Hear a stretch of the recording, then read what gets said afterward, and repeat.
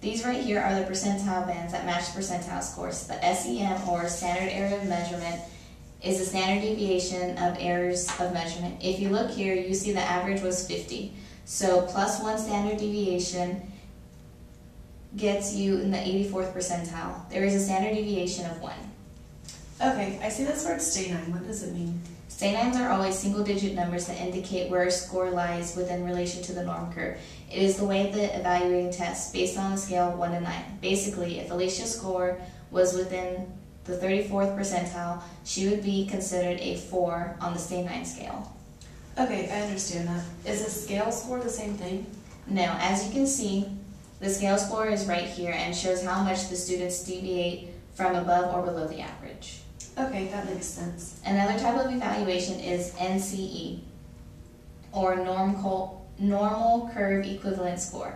This is used as research and evaluate where Alicia stands compared to other students. These scores are important so you can accurately meet her needs in order for Alicia to reach her full potential, according to grade level expectations. The mean of this score is always 50. The other scores are going to be 51 and above or 49 and below, as you can see here. Thank you for clarifying. That is a lot of information, but it helps me to understand how different test scoring techniques are used. Let's look more into detail at Alicia's scores on the Iowa Test of Basic Skills. If you see here, you can see Alicia ranked 71% on the national level in comprehension. However, in capitalization, she ranked in the 9th percentile. In order to improve Alicia's capitalization skills, we can focus on activities based around capitalizing proper nouns. How can I work with Alicia at home to ensure she improves her capitalization skills? I can send home additional worksheets and exercises. She should focus on capitalization and punctuation and proper nouns such as places and names. I see she also scored low on organization of ideas. Can you explain to me what that is? This means that Alicia is having difficulty making her story flow smoothly. Brainstorming first and mapping out her ideas will help her stay on track. To help Alicia develop this skill, she can keep a diary at home.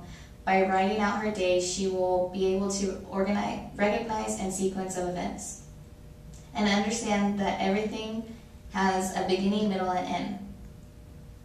Alicia excelled in problem solving and data interpretation.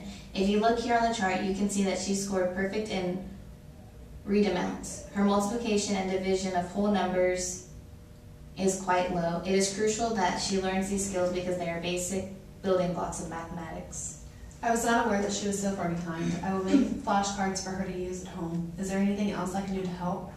I can send home with you some math templates.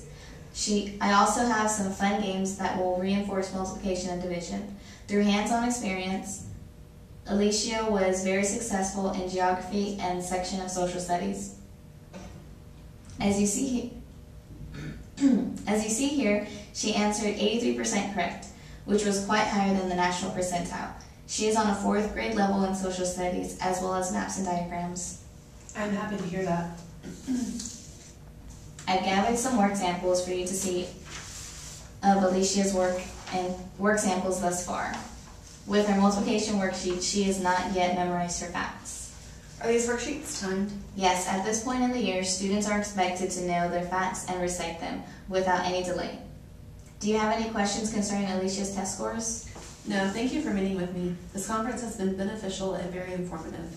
I'm glad to be able to answer your questions. The purpose of this meeting was to discuss Alicia's test scores so that we are all on the same page with what Alicia's needs are, to discuss Alicia's test scores so that